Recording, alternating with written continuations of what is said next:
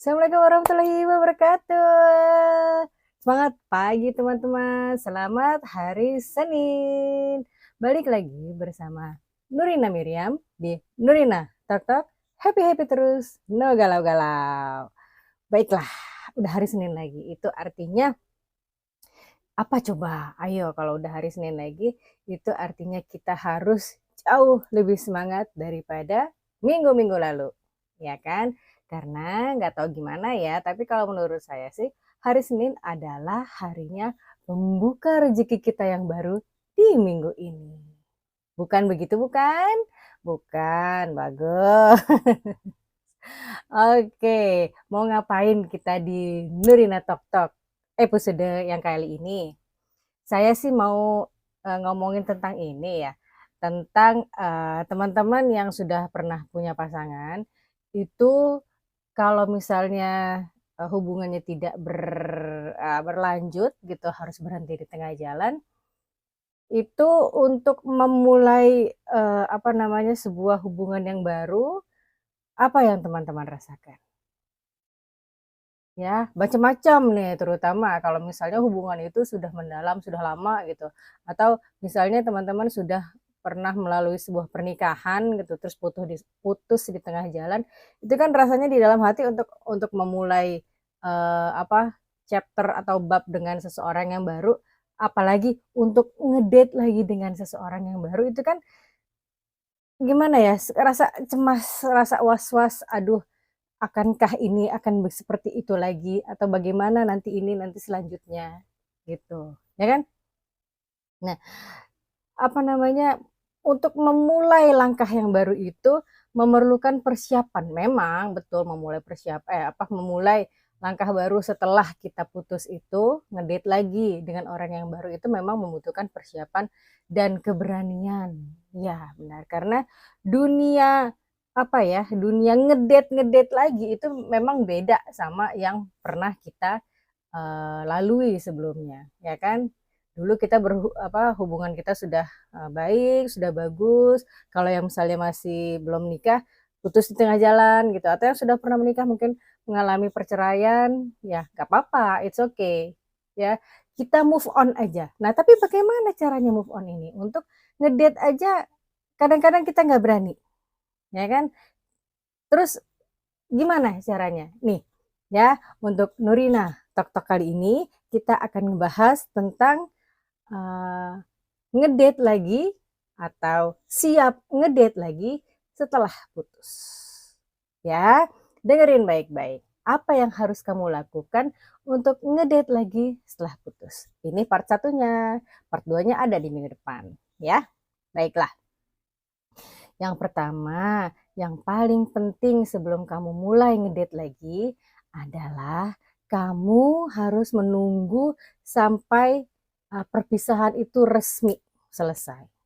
Kalau yang sudah pernah menikah, kamu harus tunggu surat perceraian itu resmi keluar, ya.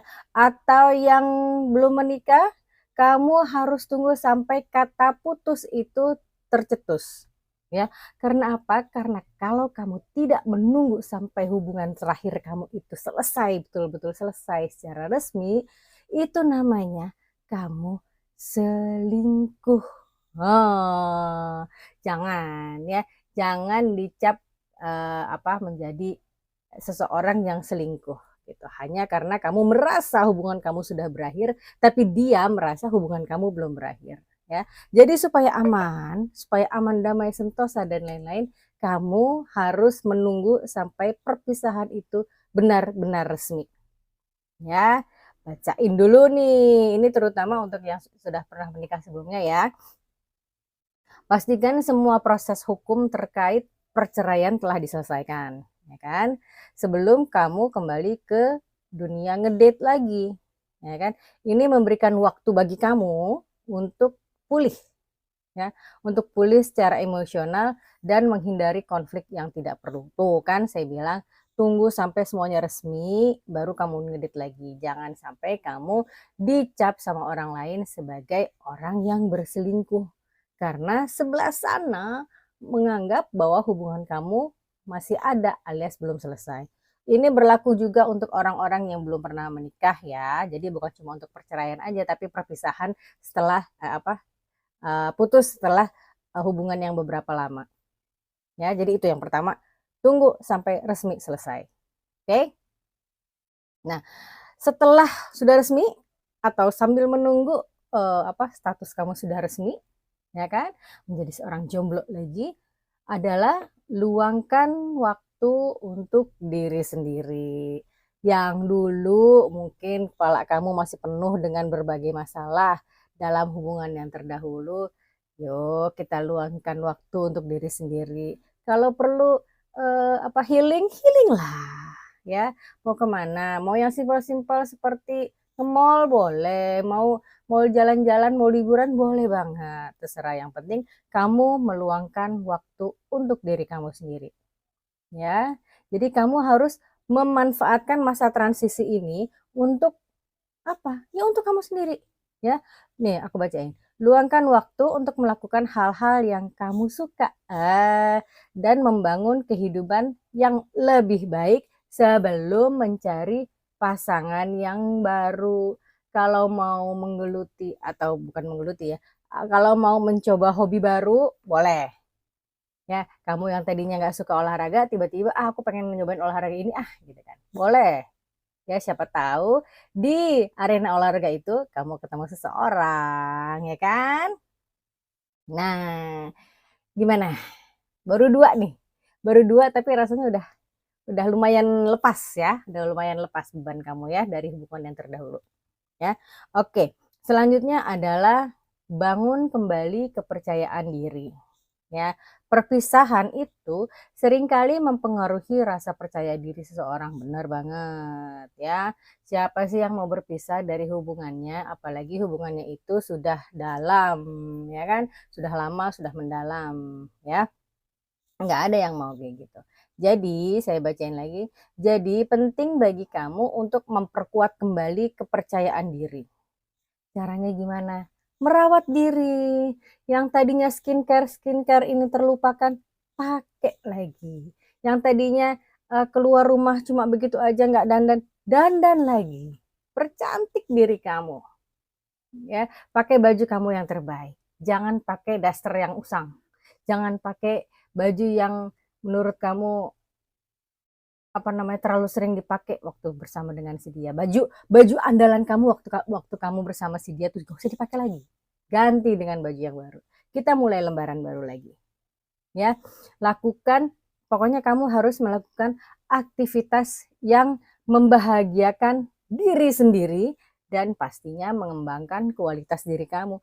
Iyalah harus mengembangkan kualitas diri. Kan kita mau cari orang baru, ya. Kalau kualitas diri kita sama atau lebih rendah dari yang dulu-dulu, mau ngapain? Kembangkan dulu kualitas diri kita, ya. Baru deh kita siap gitu. Kita bisa menyatakan bahwa diri kita siap untuk ngedit lagi setelah putus. Ya kan? Nah, langkah selanjutnya adalah kamu harus merefleksikan cerita perpisahan kamu. Artinya apa? Artinya kamu harus ambil waktu sendiri untuk merenungkan apa yang terjadi dalam hubungan sebelumnya. Ya, jadi dalam hubungan yang sebelumnya itu yang kira-kira bikin aku putus sama dia tuh apa ya? Oh, berarti aku waktu itu kurang komunikasi misalnya. Berarti mulai saat ini apapun yang terjadi aku harus selalu mengkomunikasikan apa yang ada dalam pikiranku. Ya, kalau kamu dulu tahan-tahan supaya maksud hati supaya dia nggak marah dan ternyata itu dia memang nggak marah pada saat itu, tapi di kemudian hari itu kayak bom waktu gitu yang lama-lama membesar membesar membesar jedor gitu ya, dan itu hanya disebabkan oleh kurangnya komunikasi. Nah, berarti sejak saat ini kamu harus lebih memperbaiki komunikasi kamu. Ya, apa yang dalam otak kamu, kalau menurut kamu penting keluarkan aja. Ya, kita komunikasikan dengan baik, belajar berkomunikasi lagi dengan baik.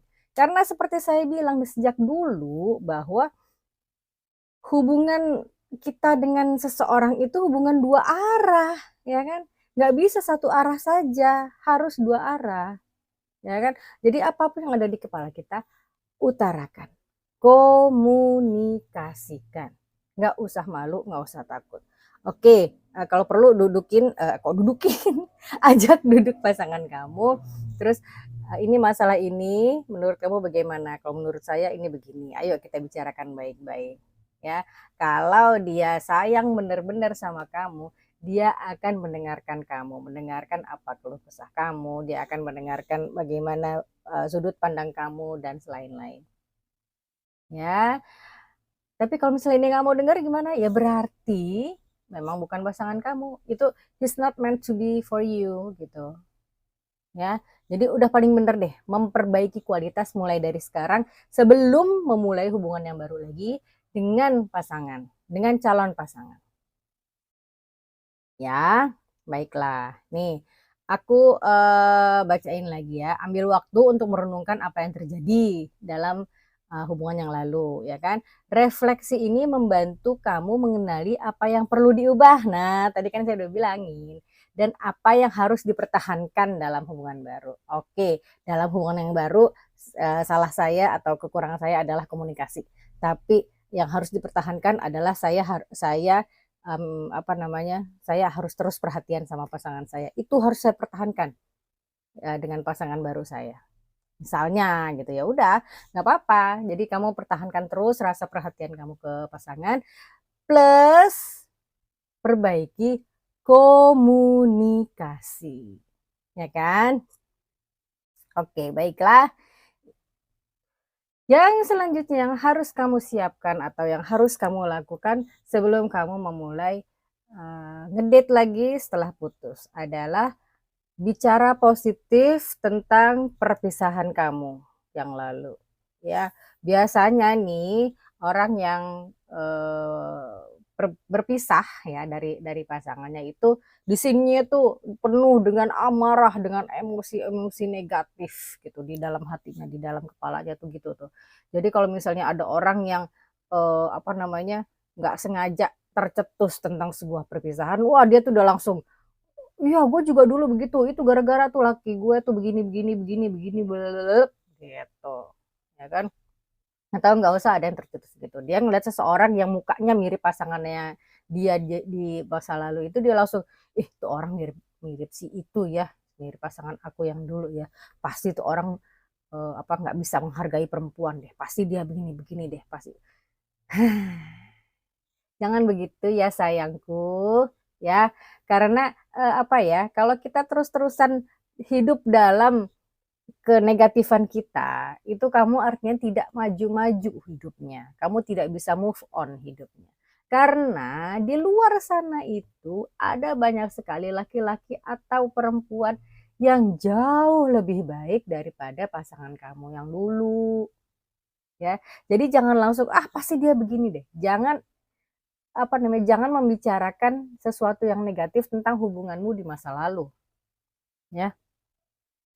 Iya, saya tahu dia orangnya misalnya keras kepala, tapi, mudah-mudahan insya Allah saya akan berusaha lagi nanti kalau misalnya saya ketemu dengan orang baru yang kira-kira sama nih, problemnya dengan perpisahan saya yang dulu, insya Allah saya akan bisa lebih baik berkomunikasi sehingga dia bisa jauh lebih baik memahami saya, gitu.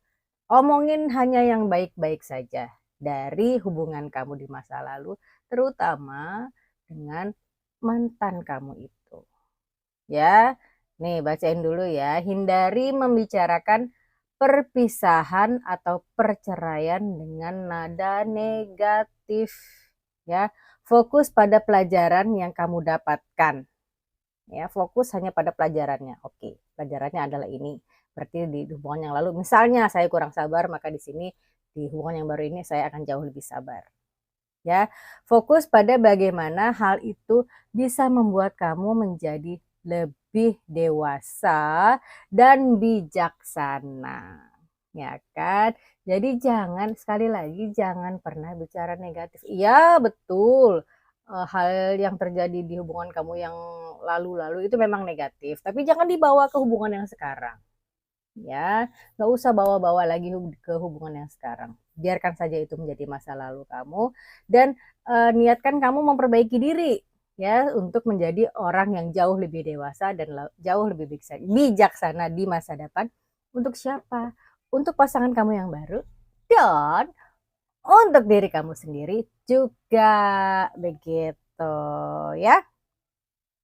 Oke, next hal yang keenam yang akan saya bicarakan di sini supaya kamu jadi jauh lebih siap lagi dalam ngedit setelah putus adalah kita tunggu di minggu depan ya, di episode minggu depan. Wah, jangan kecewa gitu dong ya.